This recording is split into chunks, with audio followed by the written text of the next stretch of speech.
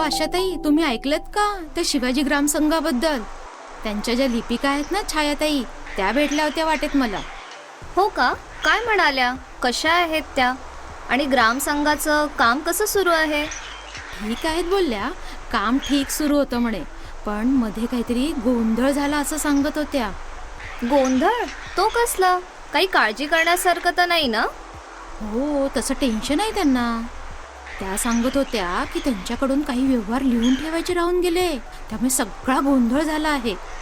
अरे देवा, पण त्या अशा कशा विसरल्या? अहो, त्या बोलत होत्या की काही काम करण्यासाठी त्यांनी ती वही घरी आणली होती. नंतर ती काही त्यांना सापडतच नव्हती. त्यांच्या लक्षात आलं की त्यांच्याकडे पाहुणे आले होते आणि चुकून ती वही त्यांच्या बॅगेतच गेली. अरे बापरे, हे काय नवीन? हो ना. मग त्यांनी सगळे व्यवहार आठवून तात्पुरते दुसऱ्या वहीत लिहिले आणि तेव्हाच हा गोंधळ झाला. पण बघा ना ताई, हे सगळं एका दुसऱ्या वहीत तात्पुरतं लिहून ठेवा, मग ती वही आणली की त्यात परत लिहा, आणि ह्या सगळ्यात परत चुका व्हायला नकोत ही पण काळजी घ्या. कठीण आहे सगळं हे. मला काय वाटतं आशाताई, ही सगळी माहिती त्यांनी आपल्या त्या उमेदच्या ॲपमध्ये लिहिली असती ना, तर हा त्रासच झाला नसता त्यांना. खरंच की हो लताताई, बरोबर बोललात तुम्ही. माझ्या लक्षात नाही आलं ना हे. मग काय, वह्यांमध्ये लिहायची गरज नाही आणि हरवण्याचा त्याहून प्रश्नच नाही. अहो ताई, काय झालं? इतकी चर्चा कशावर करत आहात? अहो सर, काही विशेष नाही. आम्ही जरा विचार करत होतो की त्या छायाताईंसारखी वेळ कोणावर यायला नको. का? काय झालं त्यांना? त्यांना नाही, काही झालं नाही, त्या ठीक आहेत. मी सांगते तुम्हाला नंतर सविस्तर. आत्ता एक महत्त्वाचं सांगा आम्हाला. आपण कसं आपल्या मोबाईल ॲपमध्ये बँकेचं खातं बनवतो, बचत गटाची माहिती भरतो, तसं अजून आपले सगळेच व्यवहार त्यात केले तर चालतील का? हो, मग करू शकतो की ताई. आपल्याकडे जो ॲप आहे ना, त्यामध्ये आपल्याला आलेला निधी, आपण दिलेले कर्ज, त्याची परतफेड आणि असं बरंच काही नोंद करून ठेवू शकतो. यामध्ये आपला वेळ, आपली कामं आणि आपला प्रवास करण्याची ताकद सगळंच वाचेल.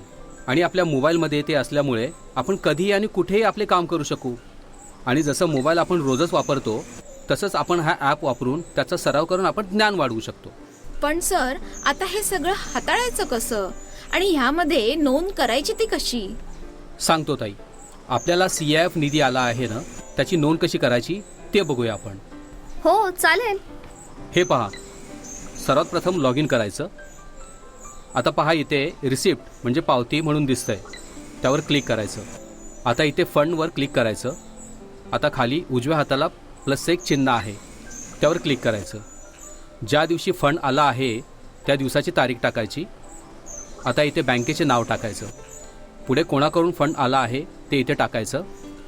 आता नरेशनमध्ये कुठला फंड मिळाला, कधी मिळाला हे लिहायचं. म्हणजे नंतर कधीही आपल्याला गरज पडली तर माहिती लगेचच सापडते. पुढे चेक नंबर किंवा NEFT डिटेल टाकायचे आणि नेक्स्ट बटनावर क्लिक करायचं. आता खाली ॲड लेजरच्या बाजूला अधिकचं जे चिन्ह आहे त्यावर क्लिक करायचं. आता लेजर नेममध्ये आपल्याला कोणता निधी आला आहे ते खातं निवडायचं. त्याखाली एकूण निधीची रक्कम भरायची. पुढे सेव्ह बटनवर क्लिक करायचं आणि बाहेर आल्यानंतर परत एकदा सेव्ह या बटनावर क्लिक करायचं. बस झालं, इतकंच आहे. झाली की नाही चुटकीसरशी नोंद? अरे वा, किती सोपं आहे हे आणि किती वेळ वाचला याने आपला. हो, मग त्यासाठीच तर ॲप आहे. काम पटकन आणि अचूक होतं याने.